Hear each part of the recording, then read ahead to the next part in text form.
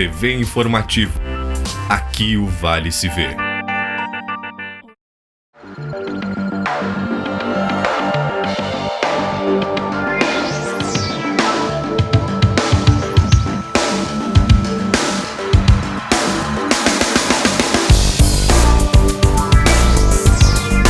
Olá, desabrigados voltam para suas casas, mas a previsão é de mais chuva a partir desta semana. Este e outros assuntos você acompanha a partir de agora no Redação Informativo.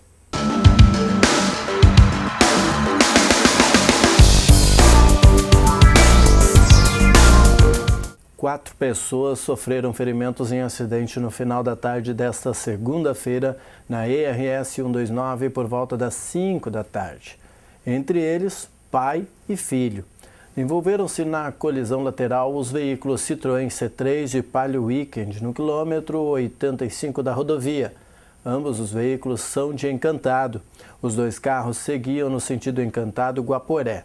Ficaram feridos Andressa Radaeli Bianchi, de 38 anos, e Celso Luiz Gasparini, de 40, no Palio, e Eric Gasparini, de 20, filho de Celso, e Sabrina Brandão, de 18 anos, do Citroën.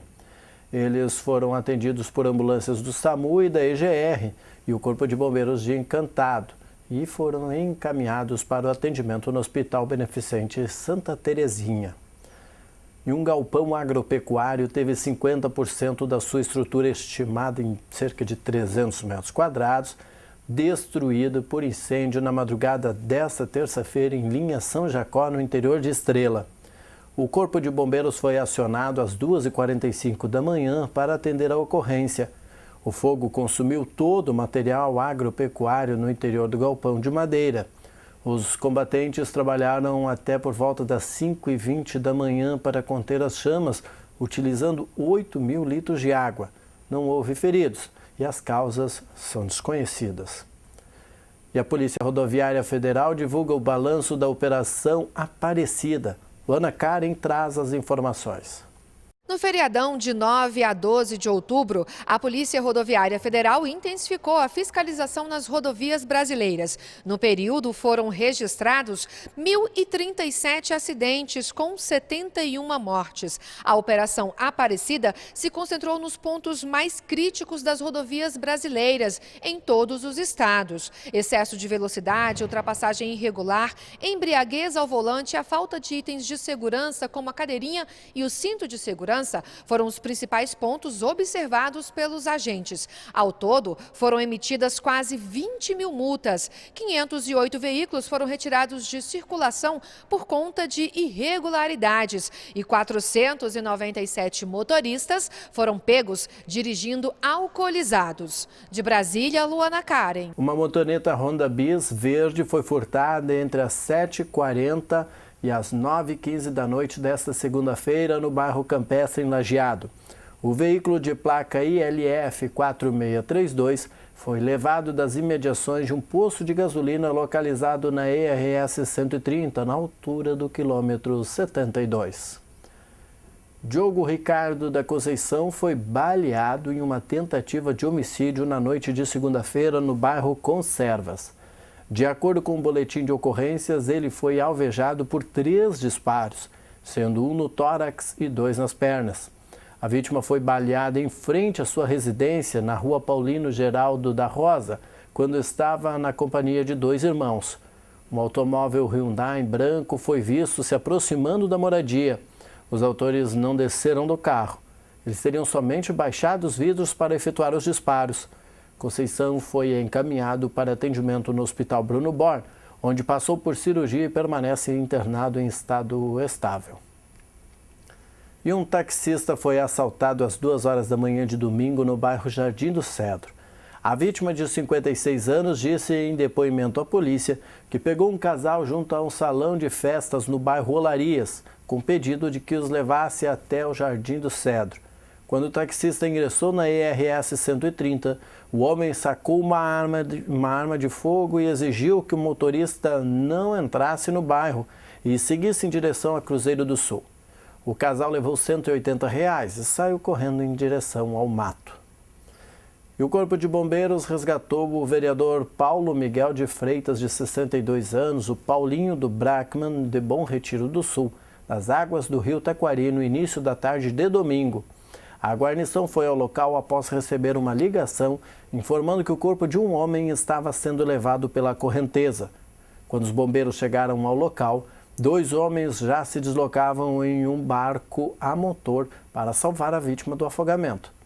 Resgatado com vida, o vereador foi encaminhado ao Hospital Estrela após receber os primeiros socorros no local.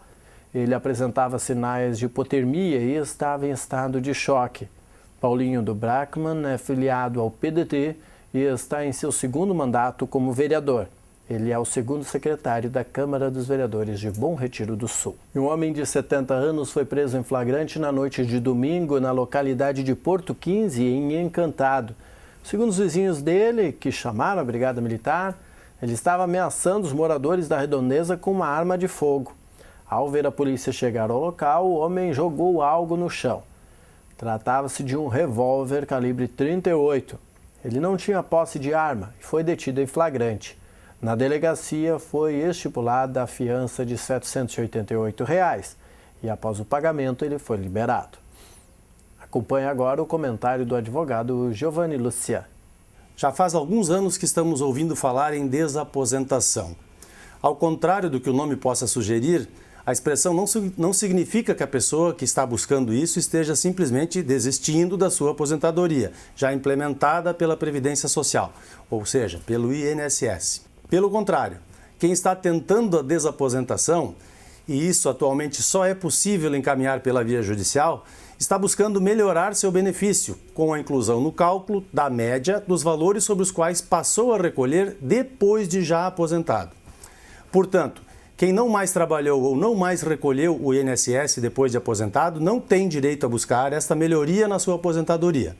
As ações judiciais que buscam essa revisão da aposentadoria, que eu acho que seria melhor definida como reaposentadoria, ao invés de desaposentação, estão todas suspensas, aguardando uma posição final do STF, que, entre outras possibilidades de mudança nos julgamentos até aqui proferidos, está por decidir se a pessoa que está buscando, então, esta nova aposentadoria deverá devolver ou não aquilo que já recebeu ou que irá receber durante toda a sua velha aposentadoria.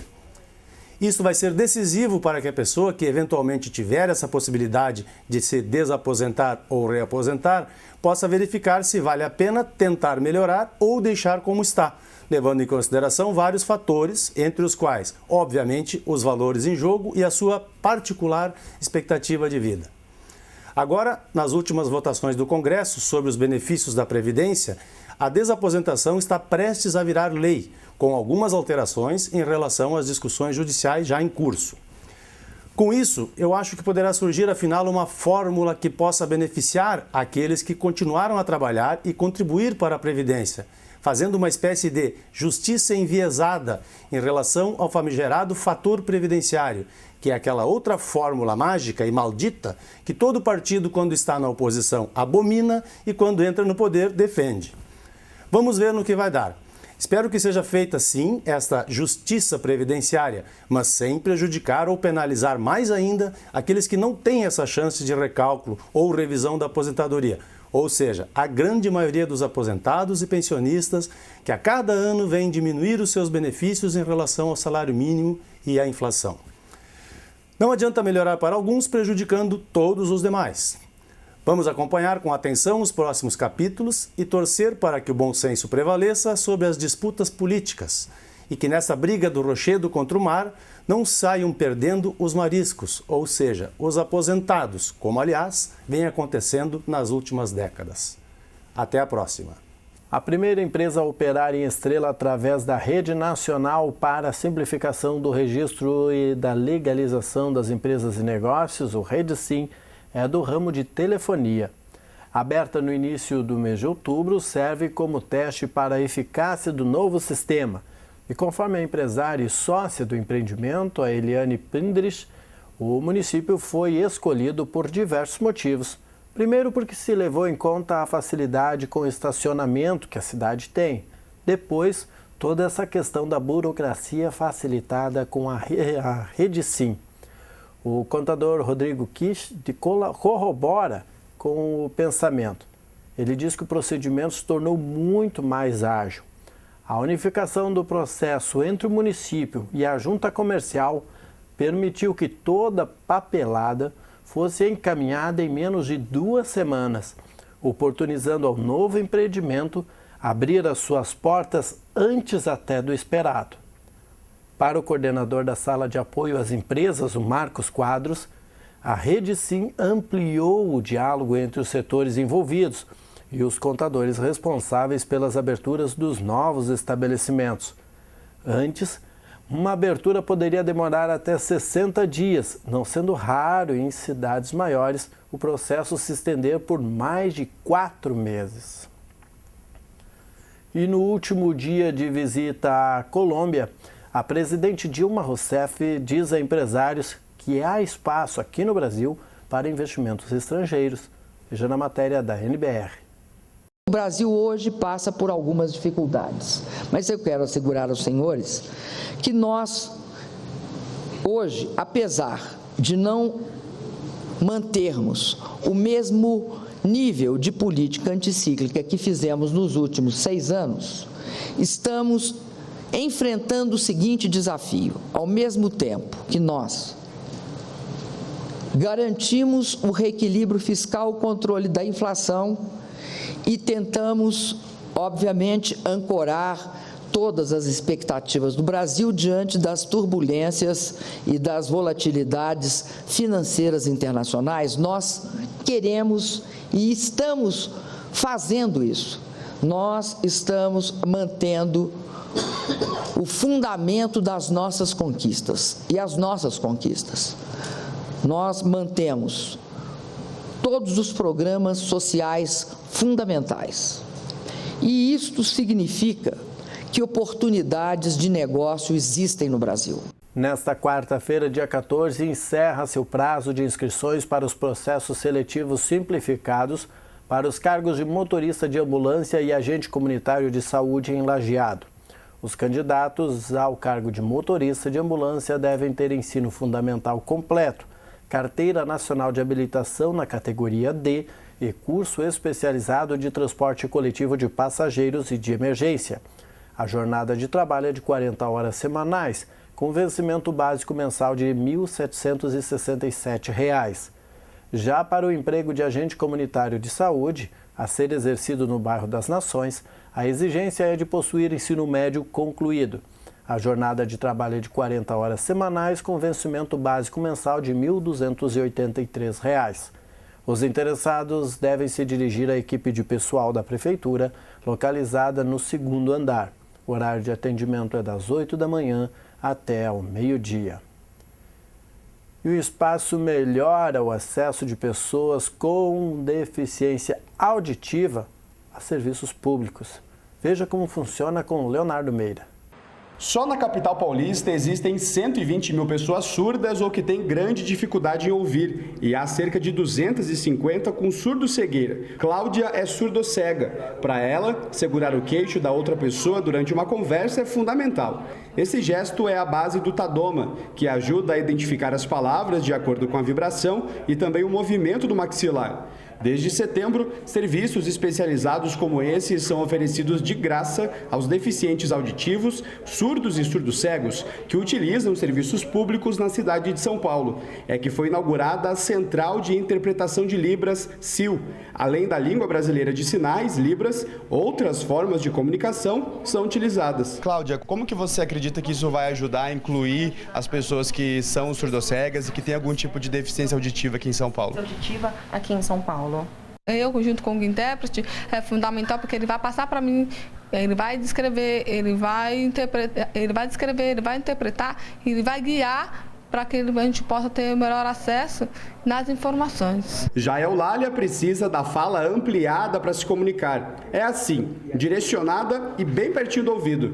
Você aprova a criação da CIL, de que as pessoas possam ter um acesso mais facilitado a esse serviço? Acesso facilitado a este serviço? Com certeza, nossa, assim, vai ter um grande ganho para as pessoas surdo-cegas, principalmente essas que não têm um familiar que mora sozinho, que precisa estar indo ao banco, ao médico principalmente, é uma grande vitória. A Central Sil já atende de maneira presencial quando o usuário vai até a sede da central no centro da cidade e ali mesmo recebe a ajuda do intérprete, e também em loco. Aí a pessoa pede que o intérprete vá junto até a sede de algum serviço público. O investimento na Central de São Paulo é de quase 7 milhões de reais. É o valor do contrato de 2 anos com uma empresa que oferece 18 intérpretes de Libras, 3 guias intérpretes, 2 profissionais surdos, além da tecnologia e equipe administrativa.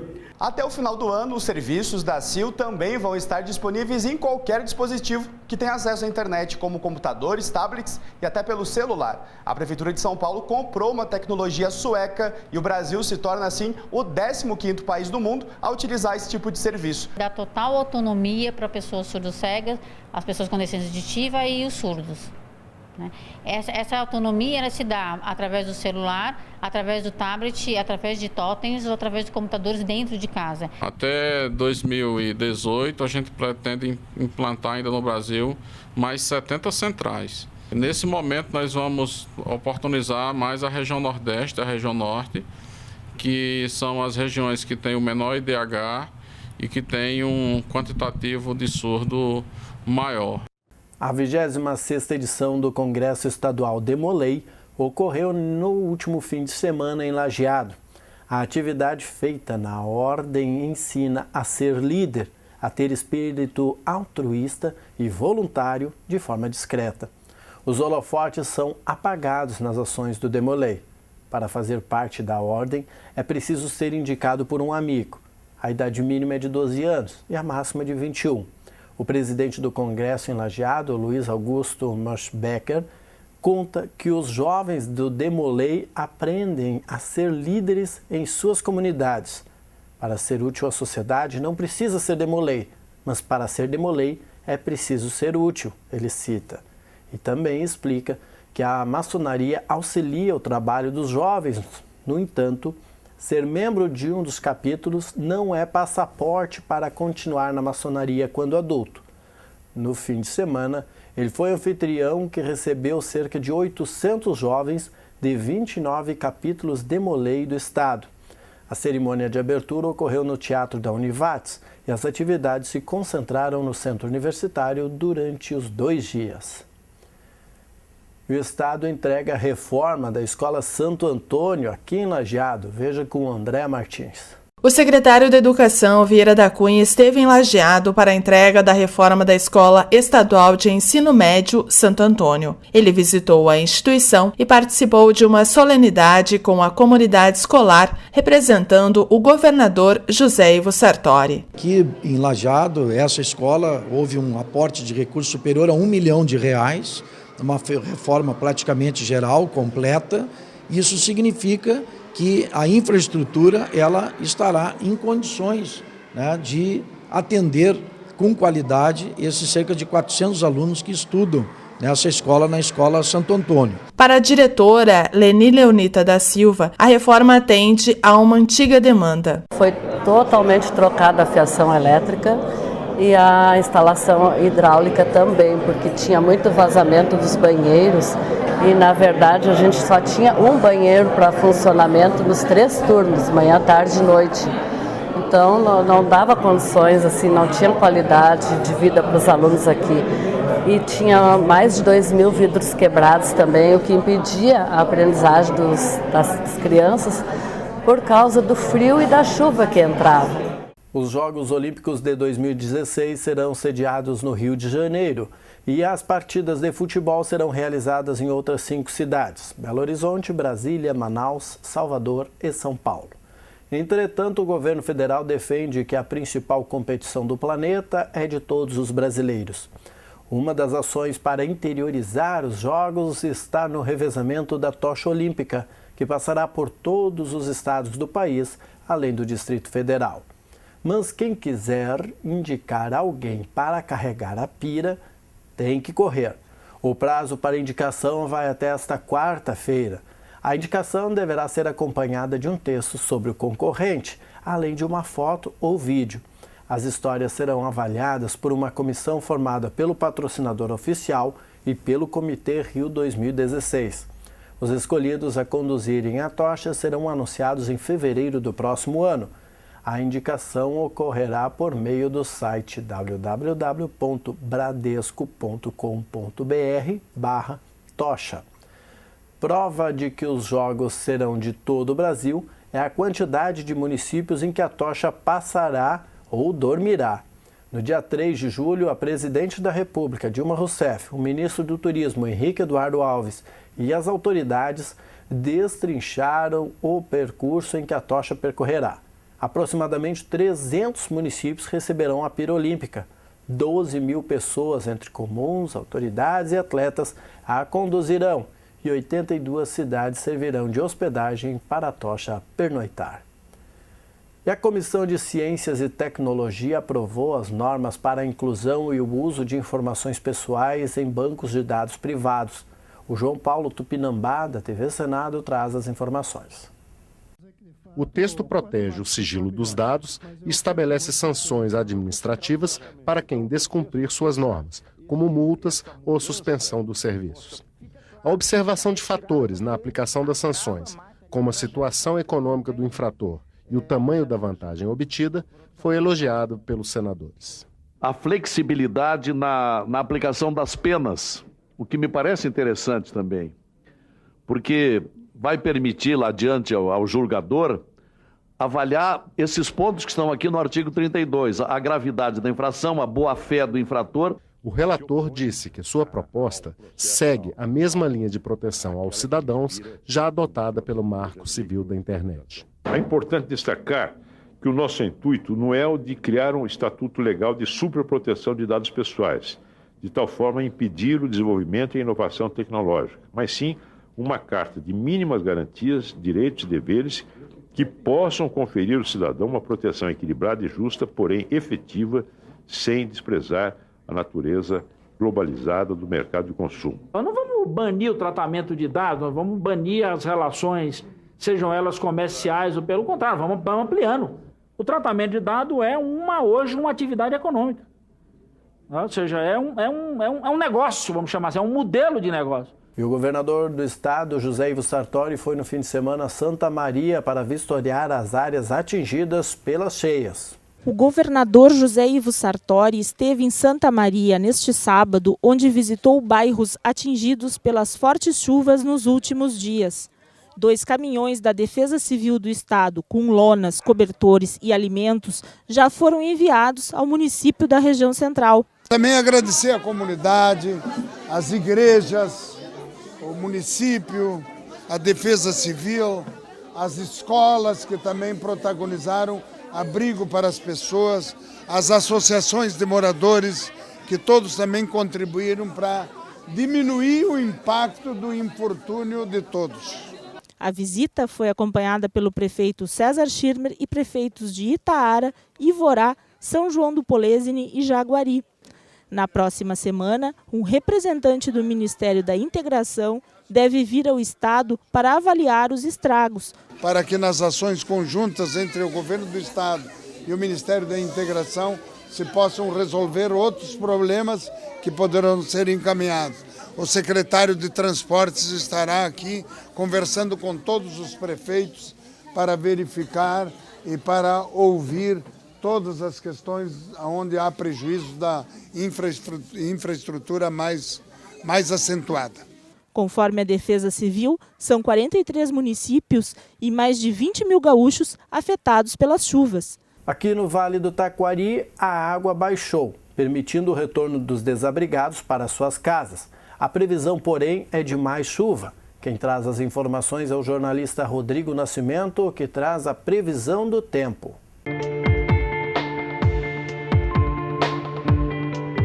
Olá, esse é o Boletim do Tempo para o Redação Informativo, com a previsão para esta quarta-feira no Rio Grande do Sul e no Vale do Taquari.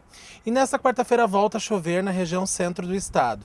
Uma massa de ar úmido vem em direção ao Rio Grande do Sul, trazendo chuva a qualquer hora do dia. E olha que não é uma chuvinha pouca, não. aqui para a região do Vale do Taquari, a previsão média é de 25 milímetros de chuva durante todo o dia. Só que vai ser uma chuva alternada. O dia começa com sol em praticamente todos os municípios e ao longo da quarta-feira pode chover então em todas as regiões. E essa instabilidade voltou para ficar. Os modelos que se tem informação no momento mostram que até sábado dessa semana podem ocorrer períodos de instabilidade aqui na região centro do Rio Grande do Sul. Então fica o alerta aí para as pessoas que moram nas regiões ribeirinhas, o pessoal já está voltando para casa da enchente, mas há previsão de bastante chuva para essa semana. Por enquanto a Defesa Civil não está de alerta, mas a gente que conhece é bom ficar, né? Vamos ver então como ficam as temperaturas nessa quarta-feira. Em Lajeado o dia amanhece com sol, mas a chuva vem ao longo da quarta-feira. A mínima prevista é de 16 graus e a máxima alcança os 28 graus nesta quarta-feira. Na cidade de Santa Clara do Sul, o dia também começa estável, com bastante sol, mas ao longo da quarta-feira vai aumentando a nebulosidade e pode chover até o fim do dia. A mínima prevista é de 14 graus e a máxima alcança os 26 graus em Santa Clara nesta quarta-feira.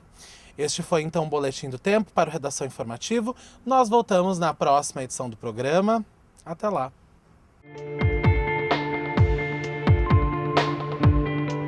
Obrigado, Rodrigo. E o município de Imigrante deve decretar situação de emergência. Segundo o prefeito Celso Kaplan, todas as estradas do interior estão danificadas. O trabalho de recuperação deverá levar pelo menos 2 meses e custará ao município cerca de R$2 milhões. Um levantamento feito pela reportagem do Jornal Informativo do Vale mostra que nos demais municípios por onde passa o rio Taquari, a água já baixou e as famílias iniciaram o retorno para suas casas. Com um orçamento anual de R$18,5 milhões, Imigrante não tem recursos para recuperar todas as estradas do interior. São mais de 150 quilômetros de estradas para refazer, além de pontes e das plantações perdidas. O valor de R$2 milhões estão apenas contados os prejuízos públicos. De acordo com o Major Ricardo Ascioli Guerra, coordenador da Defesa Civil Regional, a situação mais grave com relação aos desabrigados ocorre em Taquari, onde as famílias atingidas pela enchente são também as mais carentes. O rio Taquari estabilizou na manhã de sábado e no início da tarde começou lentamente a recuar. Já na madrugada de domingo, o nível baixou com maior velocidade, permitindo a liberação de todas as ruas obstruídas na região e a volta de muitos moradores para a faxina das casas. E o governo regulamenta a lei da meia entrada para eventos culturais e esportivos. Preste atenção nessas regras. João Pedro Neto traz as informações. Mais de 40 milhões de brasileiros vão ter direitos assegurados pelas regras já previstas no Estatuto da Juventude. Um deles é a meia entrada para eventos culturais, artísticos e esportivos, garantida para estudantes, pessoas com deficiência e jovens de baixa renda, com idades entre 15 e 29 anos, mesmo que não estejam estudando. Para este produtor cultural de Brasília, a medida é bem-vinda. Eu avalio essa lei da meia entrada como um excelente instrumento para a democratização da cultura. Eu digo isso com tranquilidade porque aqui no Clube do Choro adotamos essa prática desde sempre. Nossos ingressos estão ao alcance do cidadão comum.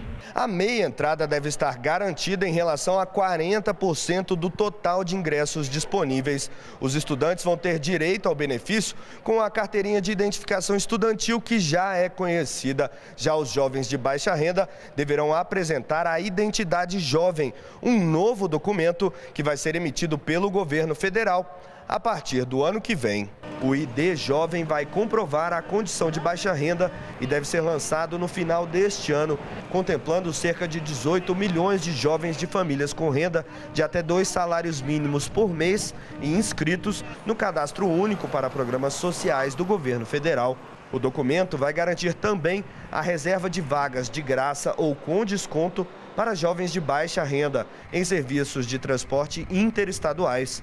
São 2 vagas gratuitas e 2 vagas com desconto de 50% em cada ônibus, trem ou embarcação. São só os jovens de baixa renda que ganharam esse direito com o Estatuto da Juventude, né? Que nós temos um cálculo de mais ou menos 18 milhões de jovens sendo que desses 11 milhões são não estudantes. Isso é importante dizer porque a gente teve uma ampliação muito grande com o estatuto desse público, que é um dos públicos, vamos dizer assim, mais vulneráveis, né? Que tem menos direitos. O jovem que está fora da escola é aquele que tem menos acesso à cultura, menos acesso ao esporte, que tem dificuldade de conhecer o país. Então, é uma política também de turismo, né, juvenil, que pode estimular, obviamente, que o jovem circule e conheça o Brasil. Então, nós estamos muito otimistas também com a inclusão dessa juventude de baixa renda, que vai ser portadora de um direito que ela não tinha. O Circuito Nacional Sesc Palco Giratório traz a Lajeado em outubro o espetáculo O Silêncio e o Caos, apresentado por Gelson Pessoa, de Recife, do Pernambuco. O espetáculo de dança será encenado no dia 21 de outubro, às 8 horas da noite, no Teatro do Sesc Lajeado, na Rua Silva Jardim 135, com ingressos entre R$ 10 e R$ 20. Com classificação etária de 14 anos, tem como ponto inicial uma experiência psicológica vivida pelo próprio Gelson Pessoa e trata da questão como algo inerente ao humano. Abre um leque de discussões sobre as psicoses, levando o público a perceber que essas duras passagens são muito enriquecedoras, principalmente quando vistas por um prisma respeitoso e longe de preconceitos. O elemento disparador ou conteúdo deste solo está presente em âmbito universal, uma vez que muitas pessoas passam por situações similares, por medo ou preconceito, e evitam expor as suas tragédias pessoais. O fato de ter bipolaridade e poder investigar e comentar sobre este problema auxilia no processo de autoconhecimento e fortalecimento do indivíduo, deslocando o assunto para uma questão da sociedade e não mais como único e pessoal. Os ingressos custam R$ 10 para comerciários e dependentes com cartão Sesc Senac e meia entrada, que vale para estudantes e idosos, R$ 15 para empresários e dependentes do cartão Sesc Senac e R$ 20 para o público em geral. Mais informações sobre esta e outras atrações promovidas pelo Sesc podem ser obtidas pelo telefone 3714-2266. Este foi o Redação Informativo desta terça-feira, 13 de outubro. Na sequência vem o Papo de Boleiro. Nós voltamos na quarta-feira em edição inédita às 6h30 da tarde. A nossa programação você acompanha também no www.tvinformativo.com.br.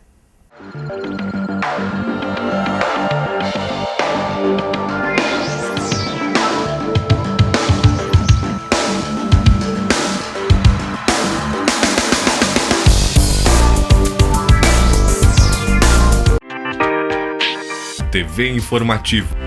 Aqui o Vale se vê.